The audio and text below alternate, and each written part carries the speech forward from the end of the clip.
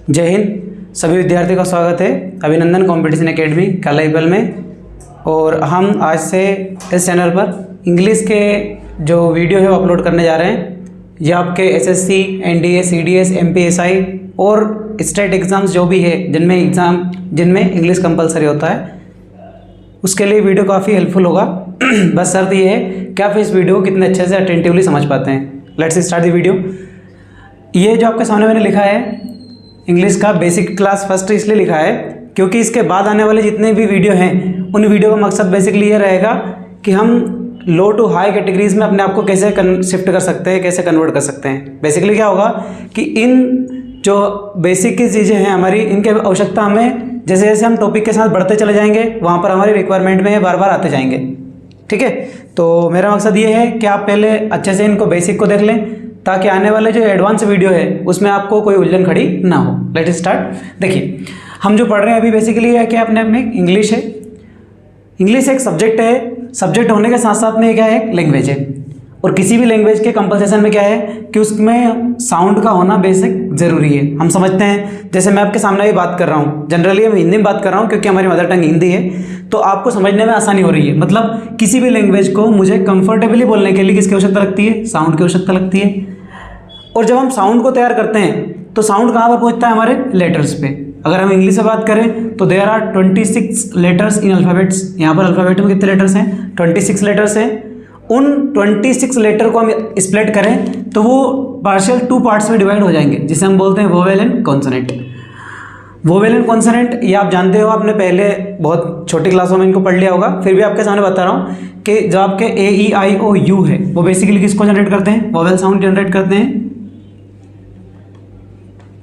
और जो rest of 21 बचे हैं ये कहलाते हैं आपके कॉन्सोनेंट साउंड कहलाते हैं। ठीक है, देन हम बात करते हैं किसकी, वर्ड्स की। जब हम अल्फ़ाबेटिकल जो 26 लेटर है, when we use them in arranging words they are called words. जब हम क्या करते हैं, इन 26 लेटर्स को एक मीनिंगफुल वे में जमा लेते हैं। मीनिंगफुल क्यों कहा, जैसे मैंने आपके सामने कोई सा एक वर्ड लिखा, आप समझ सकते हो। मैंने आपके सामने एक वर्ड्स कोई सा लिखा है यहाँ पर, विन। अब यहाँ पर आपके सामने दिखाई दे रहे कि इसमें लेटर्स कितने लिखा रहे हैं, 3 लेटर्स हैं, WIN, ये 3 लेटर्स लिखे हैं। और इन 3 लेटर्स को हमने क्या माना है, मीनिंगफुल माना है। अगर मैंने इसको मीनिंगफुल कहा है तो निश्चित ही अपने आप में क्या बना रहे हैं, वर्ड बना रहे हैं। तो यहाँ से एक डेफिनेशन लिखेगी, जो आपके लेटर्स हैं अगर ये मीनिंगफुल साउंड देते हैं तो उस मीनिंगफुल साउंड को हम क्या कहते हैं, वर्ड्स कहते हैं। ठीक है, और जब इन वर्ड्स को अरेंज करते हैं तभी क्या बनता है, हमारा मीनिंगफुल वर्ड्स बनता है ना। मैं इसको अगर ऐसे लिख देता INW तो इसका कोई मीनिंग नहीं आता। मतलब केवल लेटर्स होने से हर लेटर्स वर्ड बन जाए ये पॉसिबल नहीं है, राइट। सो इसके लिए कंपलसरी क्या है कि वो मीनिंगफुल भी होना चाहिए, राइट। देन इसके बाद आता हूँ, अगर हम सारे वर्ड्स को क्या कर दें, अरेंज करें, और वर्ड को अरेंज करने के बाद में हम एक जो पैटर्न हमारा बनाते हैं उस पैटर्न के अनुसार जो एक क्राइटेरिया बनकर आता है उसे हम क्या कहते हैं, सेंटेंस कहते हैं, राइट। और किसी भी सेंटेंस के कंपलसेशन के लिए जरूरी चीज़ क्या क्या है वो आपके सामने लिखी है।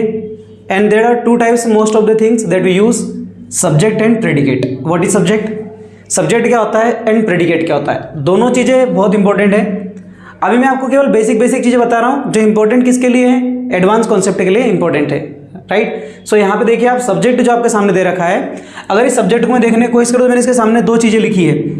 यदि हम नाउन और प्रोनाउन इन दोनों को अगर देख के चलें तो ये अपने आप में किसका काम करते हैं, सब्जेक्ट का काम करते हैं। हम इजीली कह सकते हैं कि नाउन प्रोनाउन सब्जेक्ट होता है, सब्जेक्ट कौन होता है, नाउन प्रोनाउन हो सकता है, राइट। इस बात को ध्यान रखना, मैं जो बोल रहा हूँ, मैंने कहा सब्जेक्ट कौन होते हैं, नाउन प्रोनाउन, नाउन प्रोनाउन कौन होता है, सब्जेक्ट, राइट।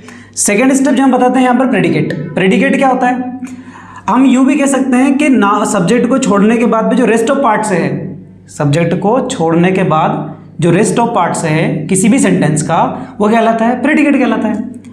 लेकिन मैंने प्रेडिकेट में लिख दिया कि अगर इसमें वर्ब को और ऑब्जेक्ट को हम रख देते हैं तो ये क्या बना लेता है, प्रेडिकेट बना लेता है। And one things that you have notice in this structure, आपको एक चीज़ यहाँ पर इस स्ट्रक्चर में दिखाई दे रही है, और वो चीज़ क्या क्या है, आपको यहाँ दिखाई दे रहा है नाउन, यहाँ दिखाई दे रहा है प्रोनाउन, यहाँ पर दिखाई दे रहा है verb. That are not only on era. यहाँ पर कोई ऐसा खेल नहीं है, इसमें केवल तीनों चीज़ें इसमें मिली हमें। एक सेंटेंस के सिक्वेशन को अगर हम देखने की कोशिश करें तो सेंटेंस के सिक्वेशन में हमें पूरे के पूरे उसकी किसकी आवश्यकता लगती है, पार्ट्स की आवश्यकता लगती है। रिपीट करते रहिए किसकी आवश्यकता लगती है? उसके पार्ट्स की आवश्यकता लगती है। और इन्हीं पार्ट्स को जब हम एक साथ अरेंज करते हैं तो उसे हम नाम देते हैं पार्ट्स ऑफ स्पीच। ठीक है, अगर हम इसे इंग्लिश में बात करना चाहे पार्ट्स ऑफ स्पीच की, there are 8 type of parts of speech. यहाँ पर पार्ट्स ऑफ स्पीच के 8 टाइप्स हैं। ठीक है, 8 टाइप की आवश्यकता क्यों लगी उसे हमें समझना पड़ेगा। जैसे मैंने कोई सा एक सेंटेंस आपके सामने सिंपल लिख दिया, यहाँ पर मैं लिख दिया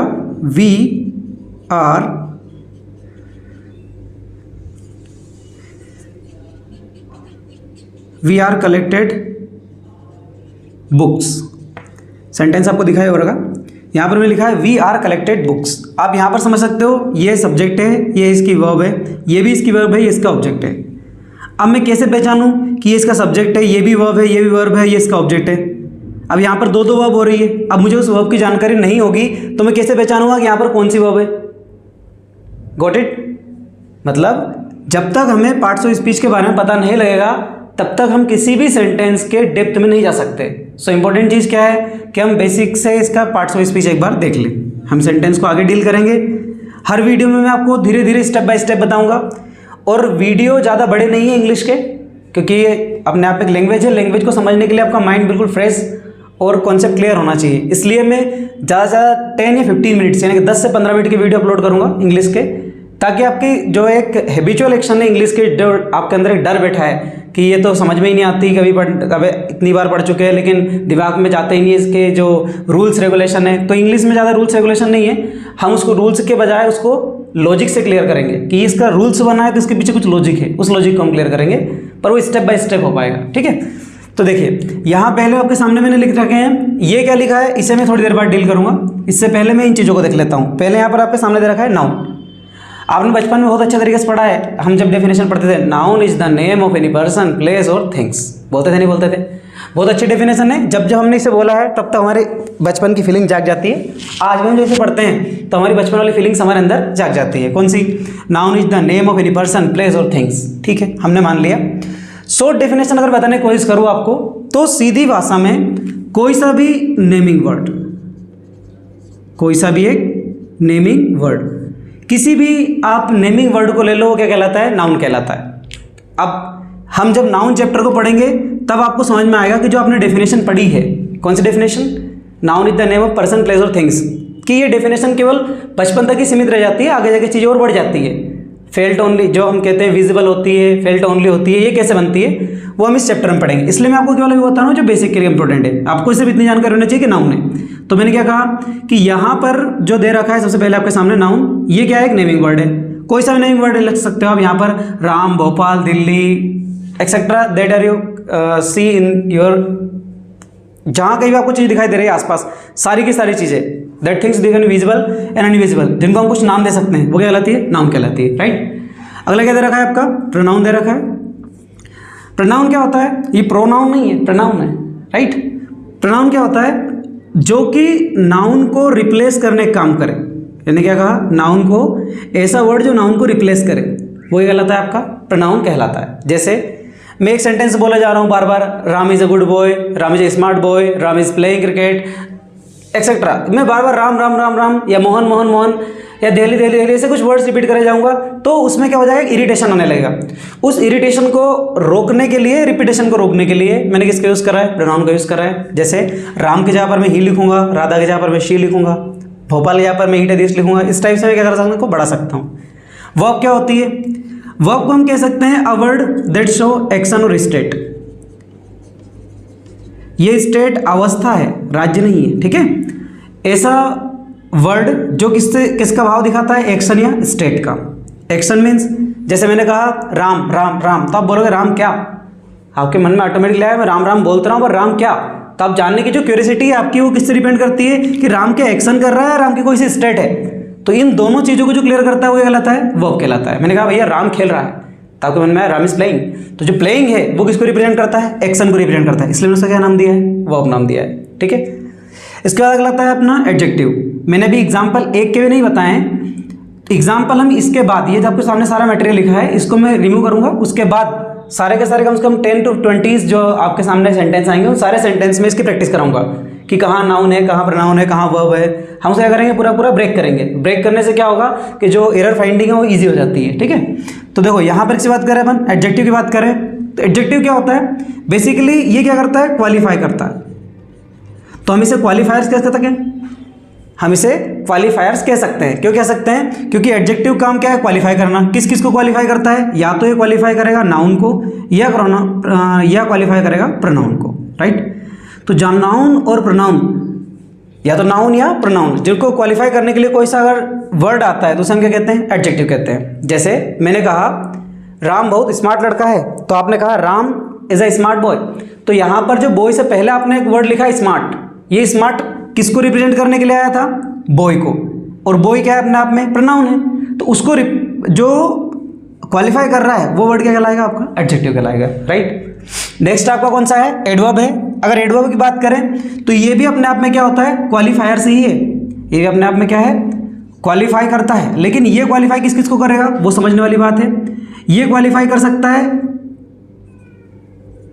इसके नाम में ही लिखा है एडवर्ब, यानी कि वर्ब को क्वालिफाई कर सकता है। अगर इसके पास वर्ब ना हो तो किसको क्वालिफाई कर सकता है, एडजेक्टिव को क्वालिफाई कर सकता है। एडजेक्टिव को अगर नहीं क्वालिफाई कर सकता है तो खुद एडवर्ब को क्वालिफाई कर सकता है। इसके 3 फंक्शन है, याद रखना। ये हर बार कंफ्यूज करता है, इसलिए इसको मैं पहले ही डिक्लेयर कर रहा हूँ आपके सामने कि यहाँ पर जो एडवर्ब है ये 3 काम करेगा, वर्ब बनने का, एडजेक्टिव बनने का, एडवर्ब बनने का, राइट। इसके बाद आता है प्रीपोजिशन। प्रीपोजिशन क्या होता है, बेसिकली हम यूँ कह सकते हैं कि ये अपने आप में क्या करता है, रिलेट करने का काम करता है। मैं लिख रहा हूँ आपके सामने यहाँ पर, क्या करता है, ये रिलेट करता है। तो हम इसे क्या कह सकते हैं, एक रिलेटिव वर्ड के भांति भी इसे हम कह सकते हैं, राइट। तो मैं डायरेक्ट आपको लिख सकता हूँ RW मतलब रिलेटिव वर्ड्स। अगर हम प्रीपोजिशन को कहें तो प्रीपोजिशन अपने आप में क्या है, एक रिलेटिव वर्ड से। रिलेटिव वर्ड से कहने से मेरा मतलब क्या है कि ये क्या करता है, नाउन या फिर प्रोनाउन का क्या करता है, रिलेशन बिल्ड करता है। कैसे रिलेशन बिल्ड करता है, जैसे मैंने कहा the book is the table. अब बुक टेबल है ये तो हो नहीं सकता, मैंने सेंटेंस बोला the book is the table, तो आपको समझ में आ रहा है बुक टेबल नहीं हो सकती, क्योंकि ये इंग्लिश है, रीजनिंग नहीं है। मतलब कुछ तो लॉजिक है टेंस के बीच, सेंटेंस के बीच में एक चीज छूट रही है जो आप नोटिस कर रहे हैं, उसको हम क्या कहते हैं, प्रीपोजिशन। अगर इसी सेंटेंस को मॉडिफाई कर दूं, क्या बोल दूं, हाँ सही बोल रहे हो, क्या बोल दूं, the book is on the table. तो जहां पर ऑन आया है ये 2 नाउन को रिलेट करने के लिए आया है, किस किस को, द बुक को और द टेबल को। Very good, right. कंजंक्शन क्या होता है, कंजंक्शन थोड़ा सा अलग है। कंजंक्शन क्या करता है, किसी भी 2 सेंटेंस को या 2 क्लोज को कनेक्ट करता है। क्या करता है, कनेक्ट करने का काम करता है। तो हम इसे कह सकते हैं एक कनेक्टिव वर्ड्स बोल सकते हैं, कनेक्टर क्लोज कह सकते हैं, ठीक है ना। तो जो कंजंक्शन नहीं क्या करता है, कनेक्ट करने का काम करता है, चाहे 2 सेंटेंस को कनेक्ट करना हो, चाहे 2 क्लोज को कनेक्ट करना हो। अब मैंने सेंटेंस कह दिया है तो सेंटेंस में ऑटोमेटिकली नाउन या प्रोनाउन आ चुका है, यानी कि नाउन प्रोनाउन को कनेक्ट कर सकता है। अगला कौन सा आता है आपका, इंटरजेक्शन। इंटरजेक्शन को आप सभी पहली बात ही जानते हैं, इसे कंजेक्शन नहीं बोलते, कंजंक्शन बोलते हैं। मैक्सिमम स्टूडेंट को मैंने देखा है जब मैं पढ़ाता हूँ, 10th 12th को पढ़ाता हूँ और कंपटीशन क्लासेस को जब पढ़ाता हूँ, तो दोनों जगह पर एक नॉर्मल सिचुएशन आती है कि स्टूडेंट इसको कंजेक्शन बोलते हैं। ये कंजेक्शन नहीं है, कंजंक्शन है, ठीक है। ये आपका इंटरजेक्शन जरूर है। तो अगर इंटरजेक्शन को हम देखें तो इंटरजेक्शन क्या है अपने आप में, ये ऐसे सेंटेंस होते हैं जो प्राय हम बोलना नहीं चाहते लेकिन सडन फीलिंग होती है। क्या कहा मैंने, ये हमारी क्या होती है, सडन फीलिंग होती है, यानी कि ये सेंटेंस हम चाहते नहीं फिर भी ऑटोमेटिकली हमारे मुंह से निकल जाते हैं। जैसे मैं आपके सामने वीडियो बना रहा हूँ, अचानक से मोबाइल गिर जाए, ये कैमरा गिर जाए, अचानक से मेरे हाथ से मार्कर गिर जाए, तो आपके मुंह से एकदम से जो आवाज़ निकली ओ, ये साउंड आप चाह नहीं रहे थे लेकिन फिर भी ये क्या है, जो साउंड हमारे मुंह से प्रोड्यूस हुआ ये कहलाता है इंटरजेक्शन। बिल्कुल सही, आपने इसे पहचानने के लिए अक्सर यूज करा है एक्सक्लामेटरी साइन का, और एक्सक्लामेटरी सेंटेंस इसी का एक पार्ट है, ठीक है। अब मैंने आपके सामने लिखा है ये आइडेंटिफिकेशन में यहाँ पर कि ये व्हाट और हुम का क्या सिस्टम है, ठीक है। तो देखो अगर किसी सेंटेंस को मैं आपके सामने लिखना चाहूँ, अब मैं आपके सामने सेंटेंस की प्रैक्टिस तो अलग से कराऊंगा लेकिन इसका लॉजिक आपको बता रहा हूँ। जैसे मैंने कहा एक सेंटेंस आपके सामने अभी हमने लिखा था, we are collected the books, ठीक है। सिंपल सेंटेंस लेते और भी, रमन इज कॉलिंग मी, ये सिंपल सेंटेंस है आपके सामने, रमन इज कॉलिंग मी। तो यहां पर आपको सेंटेंस में दिखाई दे रहा है रमन, अपने आप में देखो नाउन है, ठीक है, और नाउन है तो क्या हो सकता है, सब्जेक्ट हो सकता है। इज यहां पर क्या है, हेल्पिंग वर्ब है, ये कॉलिंग यहां पर क्या है, मेन वर्ब है, और ये यहां पर मी क्या है, इसका ऑब्जेक्ट है। ये इतनी चीजें आपको दिखाई दे रही है इजीली, सेंटेंस रिपीट कर रहा हूँ आपके सामने। सेंटेंस क्या लिखा रहा है आपका, रमन इज कॉलिंग मी। तो यहाँ पर रमन क्या है आपका सब्जेक्ट है, इज क्या है यहाँ पर हेल्पिंग वर्ब है, कॉलिंग यहाँ पर क्या है मेन वर्ब है, मी यहाँ पर क्या है ऑब्जेक्ट है। अब वहाँ से देखो हम चाहें तो इस व्हाट के माध्यम से पहचान सकते हैं किसको, सब्जेक्ट को और ऑब्जेक्ट को। हूं के माध्यम से किसको पहचान सकते हैं, ऑब्जेक्ट को पहचान सकते हैं। ठीक है, मैं यहाँ पर इससे सब्जेक्ट को हम पहचान सकते हैं। दोनों तरीके आपके सामने डिक्लेयर कर रहा हूँ। देखना, अगर इस सेंटेंस को मैं रिप्लेस करने की कोशिश करूँ, इसको समझ लेना, यहाँ पर थोड़ा कन्फ्यूजन होता है। अगर मैं इस सब्जेक्ट को पहचानने की कोशिश करूँ तो यहाँ पर मैं एक वर्ड बोलूंगा हु इज कॉलिंग मी। क्या बोलूंगा मैं, हु इज कॉलिंग मी। तो आपका आंसर क्या आएगा, रमन। इसका मतलब हम हु से, वहां पर हुम लिखा है तो यहाँ पर बता रहा हूँ, देखना हु से हम किसको पहचान सकते हैं, सब्जेक्ट को पहचान सकते हैं। तो इसका फंक्शन क्या है जो आपके सामने लिखा है, व्हाट और हुम का फंक्शन क्या है। तो देखो अब इसके लिए मैं आपको बता रहा हूँ कि यहाँ पर हमें नाउन प्रोनाउन के अलावा ऑब्जेक्ट को अगर पहचानना है, नाउन प्रोनाउन से ऑब्जेक्ट को पहचानना है, तो यहाँ देखो मैंने कहा रोहन इज कॉलिंग हुम। अब देखो मैंने क्या बोला यहाँ पर, इससे पहले मैंने इसी का केस बोला था, सब्जेक्टिव केस। तो वो सब्जेक्टिव केस किसको पहचानने के लिए आया था, सब्जेक्ट को। मैंने कहा था हु इज कॉलिंग मी, तो आपका आंसर आया था रमन। तो आपने सब्जेक्ट कहा था, पर मैंने कहा रमन इज कॉलिंग हुम। हुम मतलब किसको बुला रहा है, तो किसको बुला रहा है तो क्या है, ऑब्जेक्ट। इसका मतलब व्हाट और हुम। अच्छा, व्हाट किसके लिए आता है, नॉन लिविंग के लिए। जैसे यहां पर मैं इस सेंटेंस को रिप्लेस करने की कोशिश करूं, she gives me a mobile. क्या लिखा मैंने, सी गिव्स मी अ मोबाइल।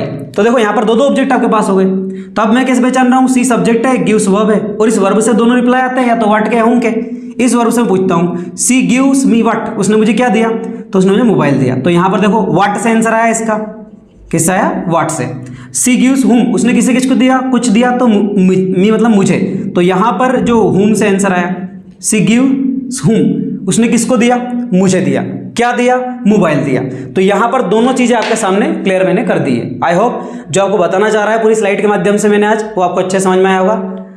अगले स्लाइड में मैं आपको सारे के सारे क्या करूंगा, इनकी प्रैक्टिस कराऊंगा। प्रैक्टिस के लिए मस्ट है कि जो मैंने आपको बेसिक कराया है, कौन कौन सा, इसी के सारे वो जो आपके पार्ट्स ऑफ स्पीच है, उस पार्ट्स ऑफ स्पीच की अगर बात कर रहा हूं मैं, तो पार्ट्स ऑफ स्पीच आपके जो मैंने अभी आपके सामने बताने की कोशिश करी, नाउन है, प्रोनाउन है, वर्ब है, एडजेक्टिव है, एडवर्ब है, और इस टाइप से हमने इसको कर लिया, तो आने वाली जो प्रैक्टिस है वो हमारे लिए आसान होगी। ठीक है, एक बार और वीडियो को आप 1.5 की स्पीड से देख सकते हैं, ताकि आपको ये चीज़ें क्लियर हो जाए। मिलते हैं अगली वीडियो में। जय हिंद, जय भारत।